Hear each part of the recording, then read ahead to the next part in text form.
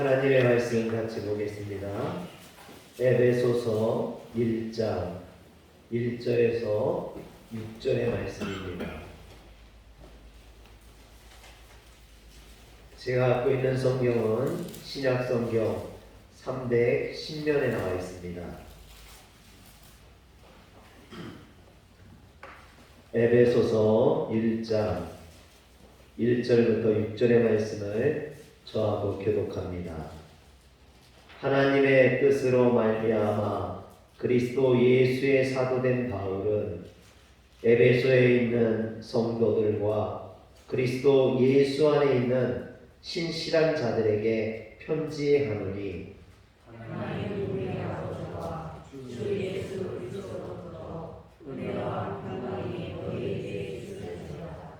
찬송하리로다. 하나님 곧 우리 주 예수 그리스도의 아버지께서 그리스도 안에서 하늘에 속한 모든 신령한 복을 우리에게 주시되, 곧 창세전에 그리스도 안에서 우리를 택하사 우리로 사랑 안에서 허락하게 거룩하고 공평하게 하시려고 그 기쁘신 뜻대로 우리를 위해 정하사 예수 그리스도로 말미암아 자기의 아들들이 되게 하셨으니, 이는 그가 사랑하시는 자 안에서 우리에게 거저주시는가 그의 은혜의 영광을 찬송하게 하는 것이다.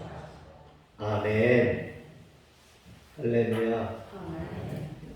오늘도 우리의 목자 되시는 그 주님의 음성을 듣는 귀한 시간 되시기 바랍니다.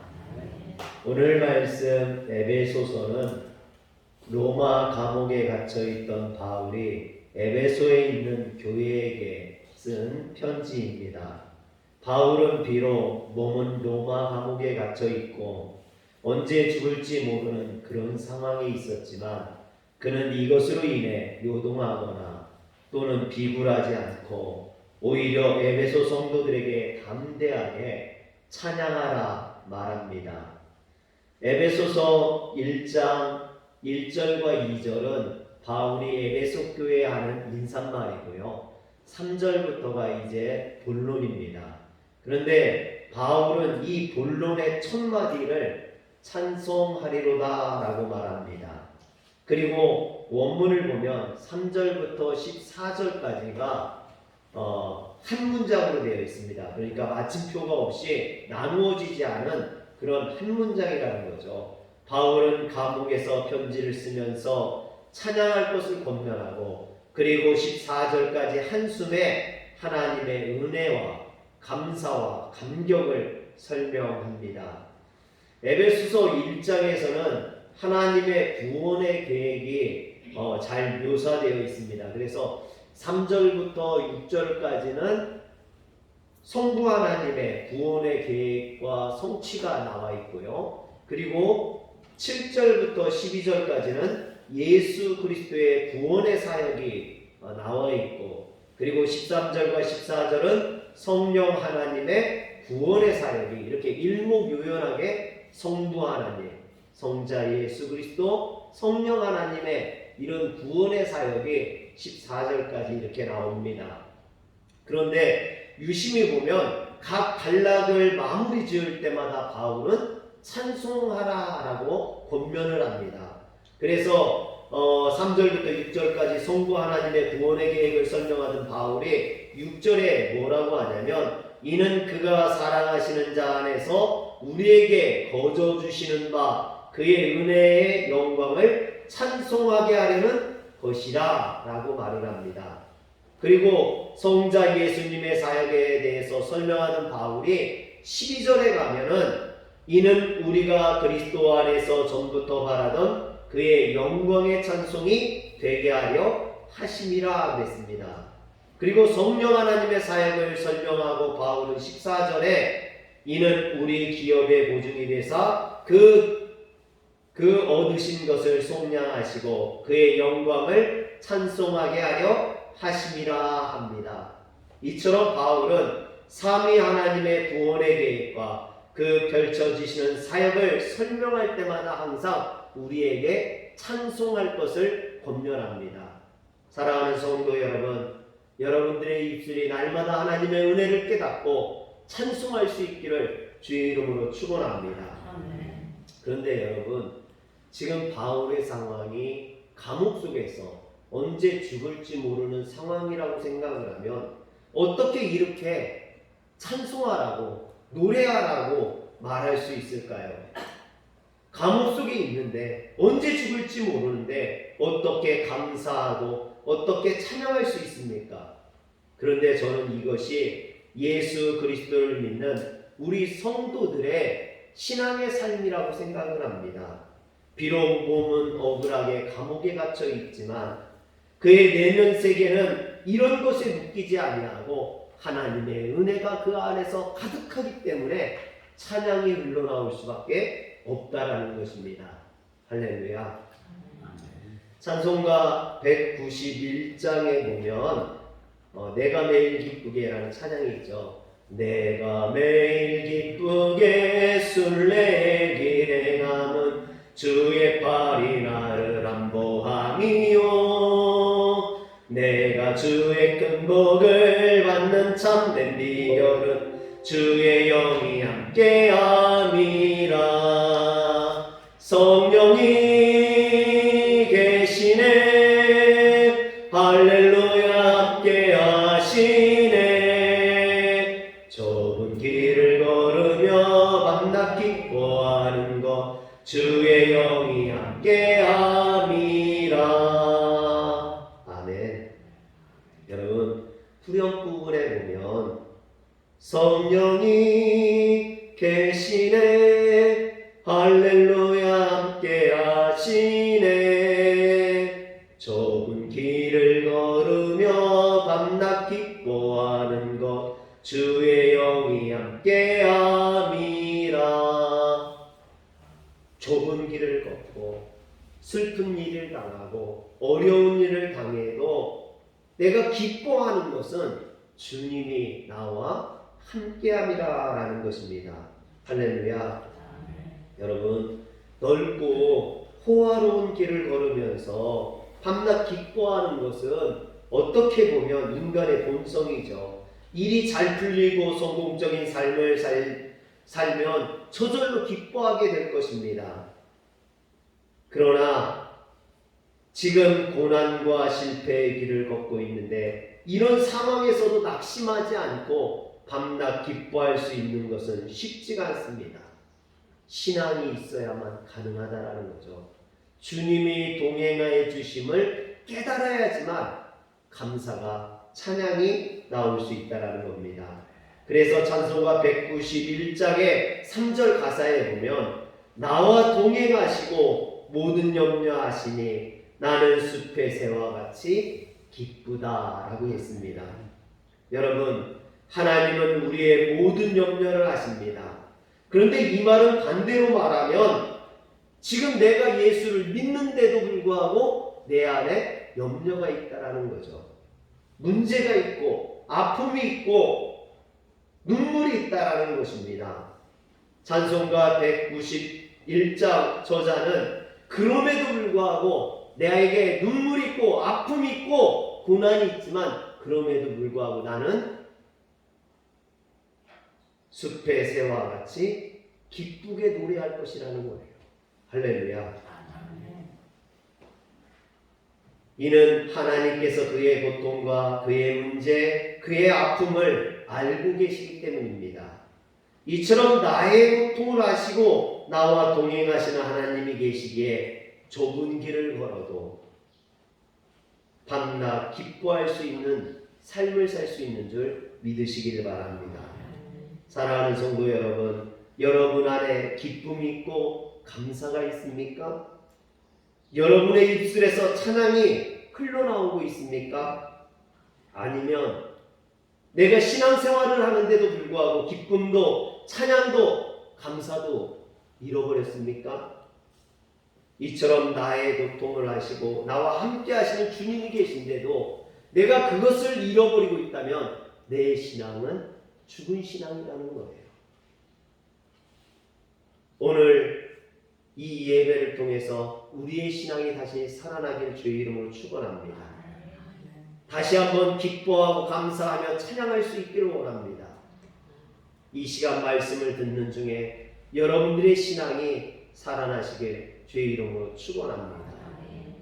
여러분, 저희 교회 주변에는요 새들이 참 많습니다. 얼마나 이 새소리가 많은지 몰라요. 유독 저희 교회 주변에 새가 많아요. 요즘 저희 소연이가 학교를 못 가고 비대면으로 집에서 수업을 받는데, 이게 줌으로 수업을 하는데 새소리가 창문에서 하도 요란하게 들리니까 수업을 하던 교수님이 물어봤대요. 이소연 학생은 도대체 어딘데 그렇게 새소리가 그렇게 크게 들리냐고. 그래서 저희 집인데 새가 좀 많아요 그랬다고 그래요. 여러분, 새소리들이 참 많이 들리죠. 그런데 이렇게 시끄럽게 들리는 이 새소리들을 서양 사람들은 새가 노래한다라고 표현을 해요. 근데 우리나라 사람들은 뭐라 합니까? 새가 운다라고 그래요. 운다. 여러분, 이건 우리나라 정서가 담긴 거죠. 우리나라 사람들은 한이 많아서 새가 노래하는 게 아니라 새가 슬픈 일이 있어서 운다라고 생각을 하는 거예요. 여러분, 어쩌면 이런 한많은 신앙이, 한많은 삶이 우리의 삶이에요. 우리의 삶에는 그런 한이 많이 있어요.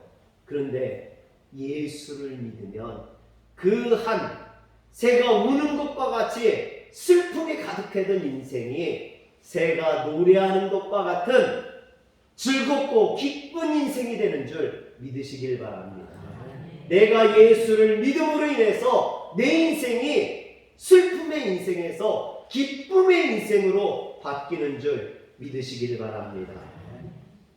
이처럼 예수를 믿으면 달라지게 된다는 거예요. 내 인생이 달라지게 된다는 거죠. 이렇게 보면 3절에 찬송하리로다라는 표현은 바로 그 앞에 있는 2절 말씀과 연관되어 있다는 것을 알 수 있습니다.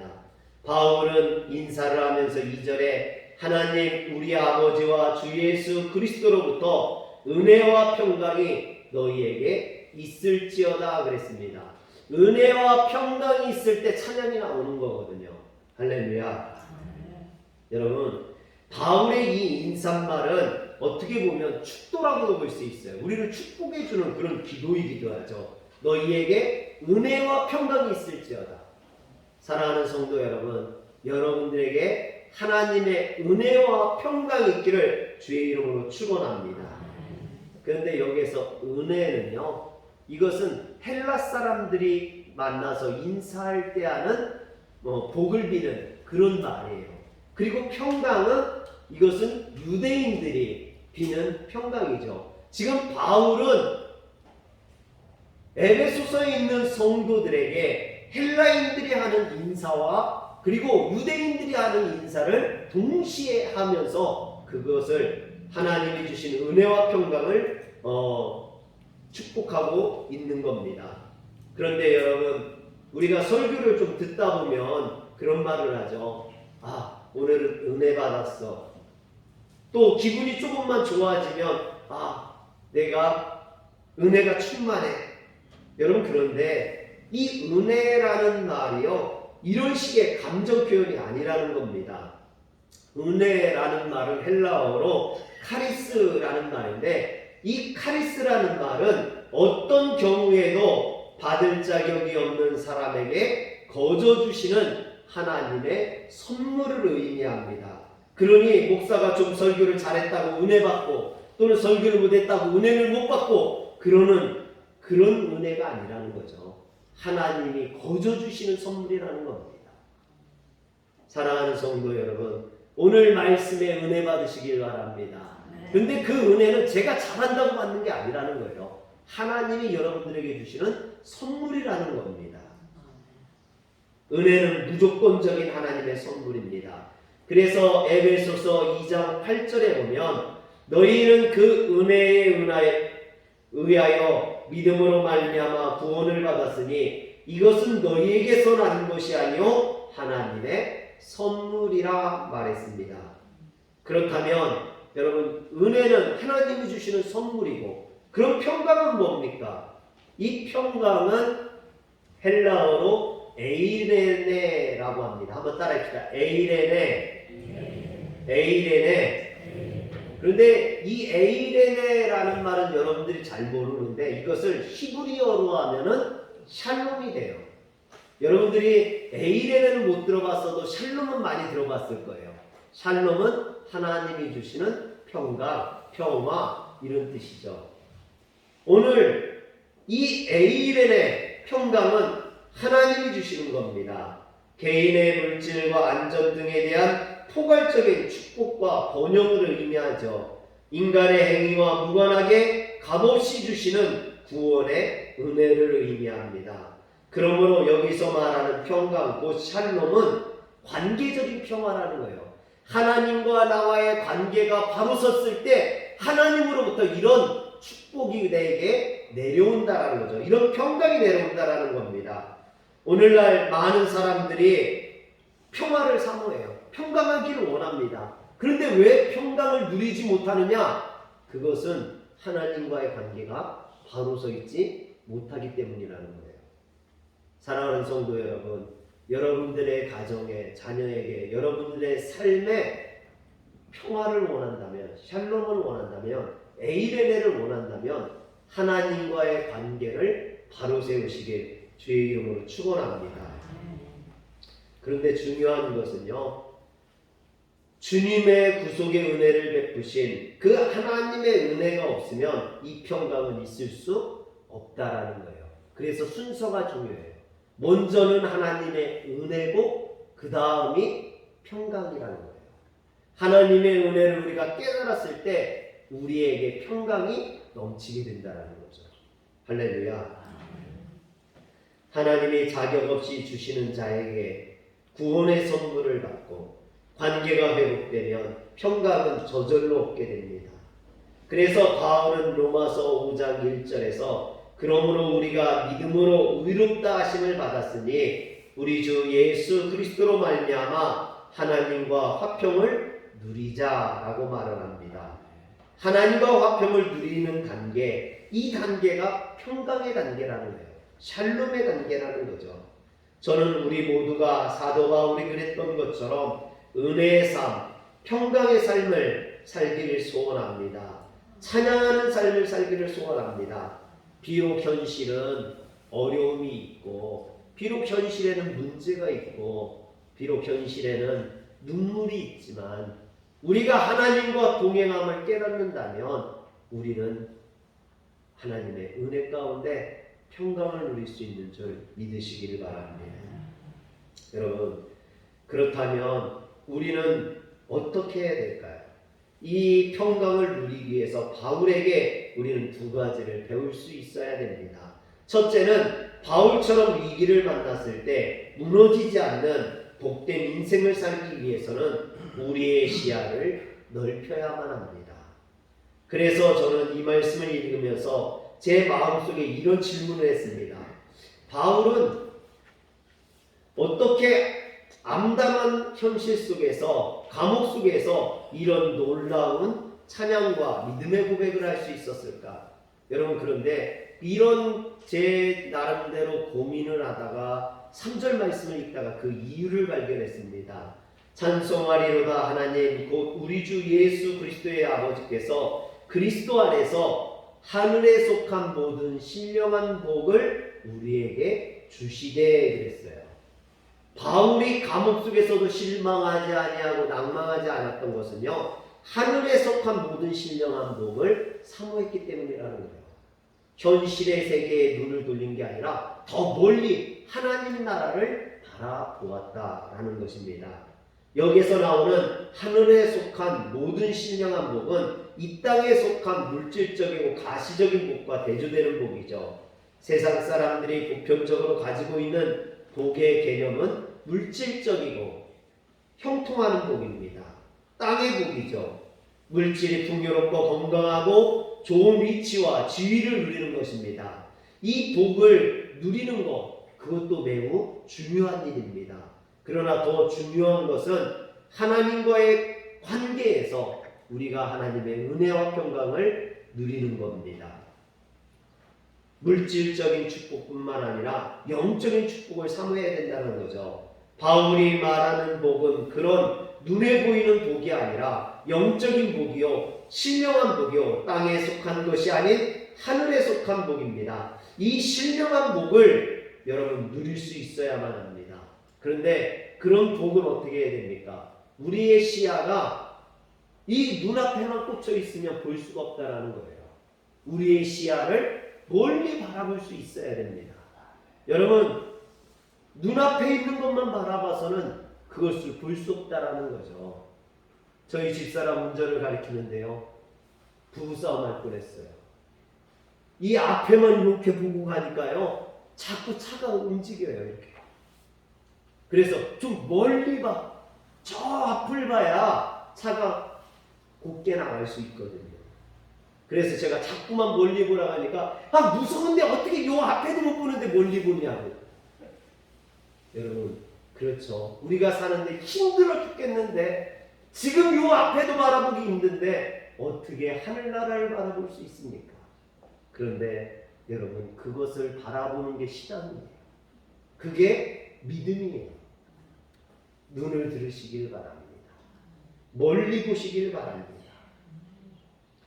세옹지마라는 사자성어가 있죠. 그 유래를 보면 중국 변방의 한 노인이 말을 기르고 있었는데 어느 날 그 말이 오랑캐가 사는 국경 너머로 도망쳐 버립니다. 마을 사람들이 와서 이 노인에게 그러죠. 얼마나 상심이 크십니까? 하고 위로해 줍니다. 그러자 그 노인이 그것이 복이 될지 어떻게 알겠느냐라고 웃어 넘깁니다. 그런데 정말 몇 달이 지나서 이 도망갔던 말이 혼자 돌아온 게 아니라 다른 말 한 마리를 데리고 들어오는 거예요. 그러니까 동네 사람들이 놀라가지고 이 노인에게 와서 그런 거예요. 정말 어르신 말대로 이 말이 도망갔다가 다른 말을 데리고 들으니 복이 되었네요. 그게 복이었네요. 라고 이야기를 합니다. 그러자 이 노인이 또 이야기하죠. 이게 나중에 화가 될지 어찌 알겠느냐. 여러분, 그런데 아닌 게 아니라 말이 좋은 말이 들어오니까 이 말타기를 좋아하던 그 아들이 그 말 타고 나갔다가 그만 말에서 떨어져서 다리가 부러지는 일이 벌어집니다. 또 동네 사람들이 와서 호들갑을 떱니다. 아, 그 말이 들어온 게 복이 아니라 화였었네요. 정말 나쁜 일이네요. 그러니까 노인이 또 이야기를 하죠. 이게 또 좋은 일이 될지 어떻게 알겠느냐. 여러분, 그리고 1년 후에 이 오랑캐가 쳐들어와서 전쟁이 벌어집니다. 동네에 있는 젊은이들이 다 전쟁터에 나가서 죽거나 다치고 돌아옵니다. 그런데 이 노인의 아들은 다리가 부러져서 전쟁터에 나갈 수 없어서 그 생명을 유지하게 되죠. 여러분, 이게 세옹지마입니다. 여러분, 시야가 좁은 사람은 조그만 사건에 일희일비합니다. 근시안적인 시각을 가진 사람은 항상 자기 코앞에 닥친 일로 인해서 호들갑을 떱니다. 이는 눈앞에 일어나는 현상에 시선을 빼앗겼기 때문이죠. 여러분, 사실 변방에 있는 이 노인의 이야기에서 우리가 깨달아야 될 것은요, 먼 것을 바라보라는 겁니다. 지금 우리 삶에서 일어나는 작은 일들로 그것으로 일희일비하지 말라는 거죠. 더 멀리 바라보고 더 많은 것을 깨달을 수 있어야만 합니다. 이것은 바울도 마찬가지입니다. 넓은 시야를 가졌기 때문에 그는 당장 감옥에서 갇힌 상황에 있었지만 낙심하지 않았던 거죠. 실망하지 않았던 겁니다. 그는 하나님의 나라를 바라보고 천국을 소망할 수 있었던 것입니다. 사랑하는 성도 여러분, 저는 마태복음 5장에 나오는 팔복을 참 좋아합니다. 이 복이 여러분들에게도 임하길 주의 이름으로 축원합니다. 그런데 팔복에 보면요, 심령이 가난한 자는 복이 있나니 그 다음에 뭐예요? 천국이 그들의 것이며 그랬어요. 근시안적인 시각을 가진 사람들은요, 가난한 것만 봐요. 가난한 것만. 그러나 여러분, 신앙이 있는 사람들은, 믿음이 있는 사람들은 천국을 바라봅니다. 그 천국이 그들의 것이라고 했어요. 할렐루야. 오늘 우리의 시야를 넓혀보시기 바랍니다. 가난한 것만 보지 마시고 여러분 천국을 바라볼 수 있는 성도가 되시길 주의 이름으로 축원합니다. 그래서 요한복음 5장 3절에 보면 그 안에 많은 병자, 맹인, 다리 저린 사람, 혈기 많은 사람들이 누워 물의 움직임을 기다리니 했어요. 여러분 지금 이곳에 나온 요한복음 5장 3절에 나온 이 사람들은요 다 불쌍한 사람들입니다. 어려운 사람들이에요. 현실적으로 보면 슬픔이 많은 사람들입니다. 그런데 믿음으로 보면은 이 사람들에게 복이 있어요. 왜? 예수님께서 그들을 찾아오시기 때문에, 그들을 만나주시기 때문에. 할렐루야.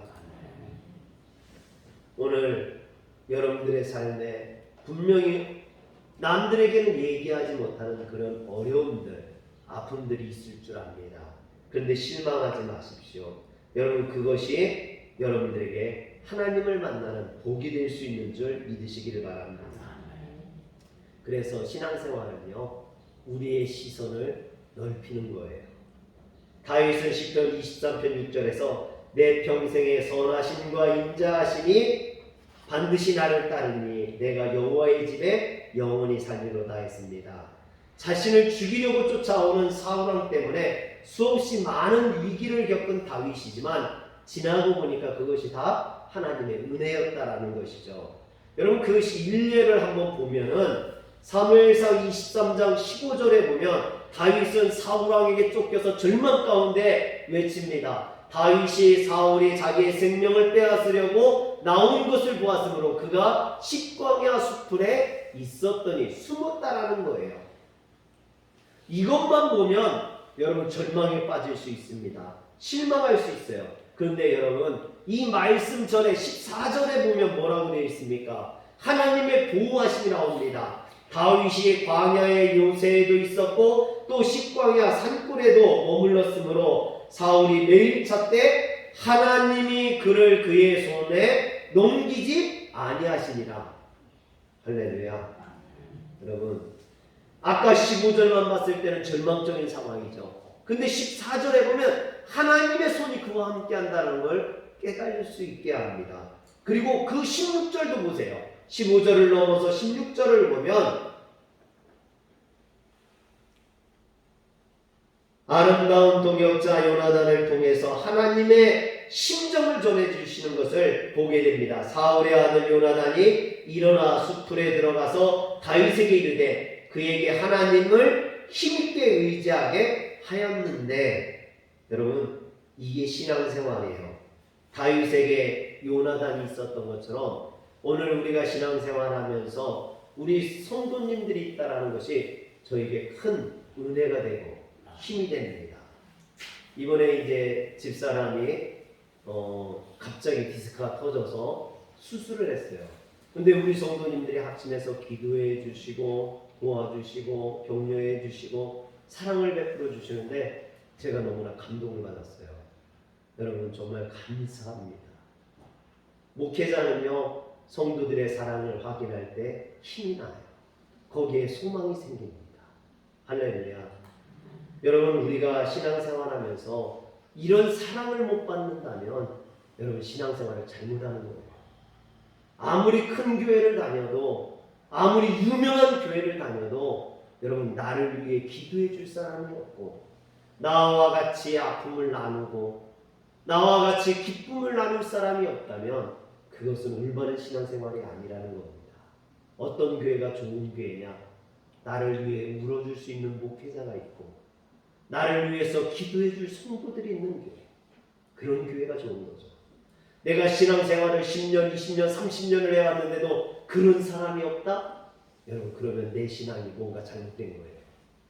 여러분 나를 위해 울어줄 수 있는, 나를 위해 기도해 줄 수 있는 그런 목회자와 성도가 있는 사람, 그 사람은 행복한 사람인 줄 믿으시기를 바랍니다. 우리 자신이 이처럼 좀 위로를 받을 수 있는 곳이 있었으면 좋겠죠. 우리 화려교회가 그런 교회가 되기를 원합니다. 화려교회가 사람들을 위로해 줄 수 있는, 기도해 줄 수 있는, 더 바라는 것은요, 여러분, 내가 그런 위로를 받기도 하지만 우리가 좀 더 성장한다면 내가 다른 사람을 위로해 줄 수 있는, 다른 사람을 위해서 기도해 줄 수 있는 성도. 여러분, 여기까지 우리가 신앙이 좀 잘할 수 있어야 돼요. 언제까지나 애들처럼 위로만 받을 수 없잖아요. 여러분, 내가 다른 사람을 위로해 주고 다른 사람을 격려해 줄 수 있는, 이것이 신앙의 성숙입니다. 오늘 우리 사랑하는 성도 여러분, 여러분들의 신앙이 여기까지 성숙해지시길 주의 이름으로 축원합니다. 그래서 주님께서는요, 이사야 40장 1절에 내 백성을 위로하라 그랬어요. 위로하라. 긍휼을 베풀라. 여러분, 교회는 미워하고 싸우는 곳이 아닙니다. 요즘 교회들이 왜 미워하고 싸우는지 모르겠어요. 그건 신앙이 아니에요. 그건 세상 사람들이 하는 거지 성도들이 하는 일이 아닙니다.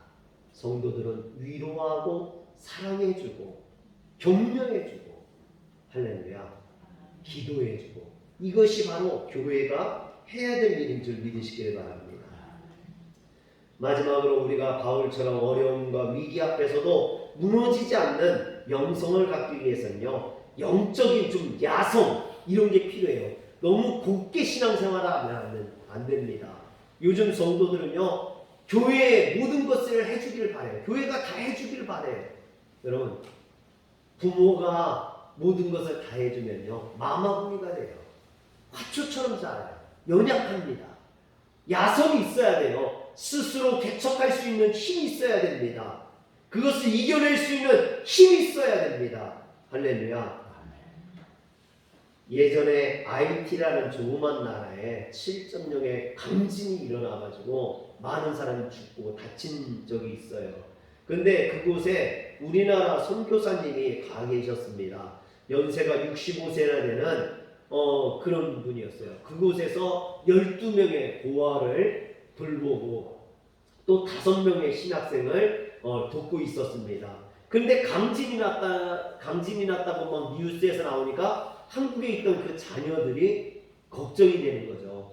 어머니가 어떤가? 어머니가 어떻게 괜찮은지 막 걱정이 돼서 연락을 취하는데 전화가 안 되는 거예요. 이 지진 때문에 뭐 다 무너지니까 전화가 안 되는 겁니다. 그래서 한국 대사관에 연락을 해서 저희 어머니에 대해서 좀 물어본다고 이야기를 하는데 대사관에서는 아직 상황 파악이 다 안 돼가지고 어머니의 소식을 들을 수 없는 겁니다. 이 자녀들이 성도님들에게 이제 연락을 해서 같이 기도해달라고, 우리 어머니가 무사할 수 있도록 기도해달라고, 그리고 자녀들도 교회에 모여서 합심해서 기도하고 있는데 대사관에서 연락이 왔습니다. 우리나라 사람들을 다 이제 거기가 위험하니까 이웃 나라로 옮기는 작업에 들어가는데 어머니를 만났다고. 그런데 문제는 이 어머니가 IT를 떠나려 하지 않는다라는 거예요. 그래서 왜 안 떠나려고 하느냐, 지금 지진이 나가지고 위험한데 왜 안 떠나려고 하느냐 그랬더니 이 선교사님이 자기가 돌보는 그 고아들을 버려두고 나갈 수 없다라는 거예요.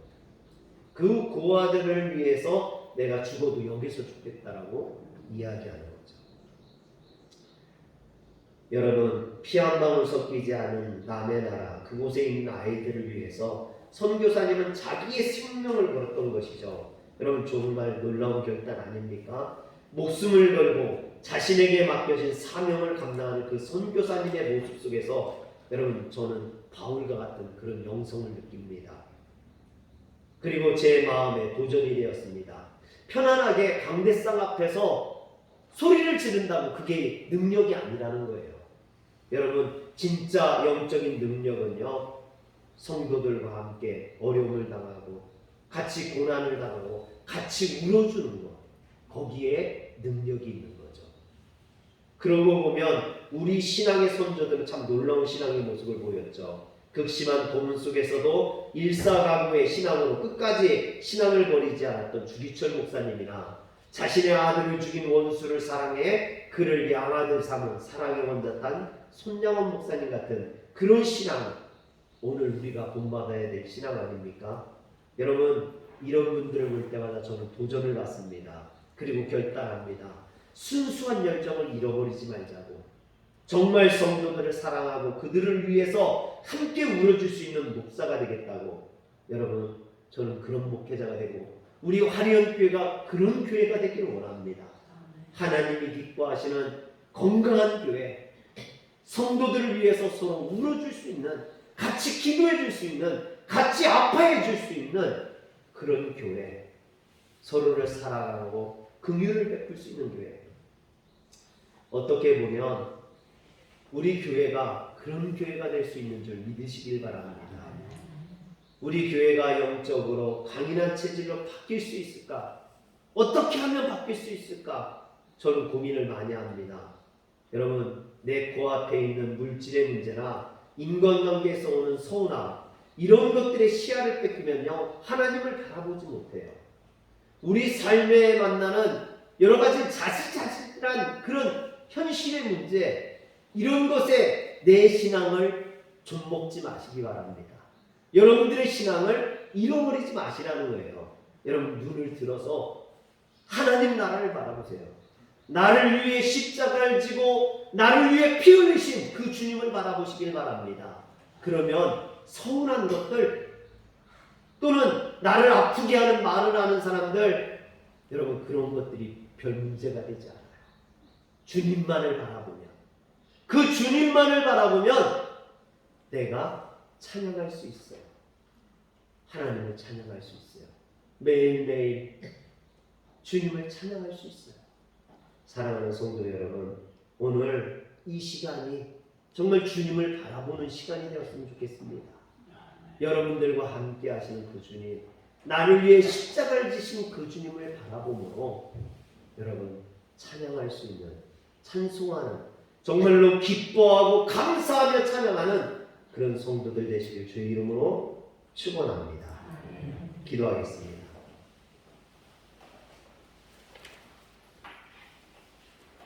전능하신 하나님, 내가 주님을 사랑한다고 하면서, 주님을 믿는다고 하면서도 주님을 바라보지 못하고 현실의 문제 때문에 또는 그것 때문에 내 시야를 빼앗겨서 하나님을 믿지 못하고 근심하고 걱정하고 눈물 지으며 분내고 싸우기를 너무나 많이 했습니다.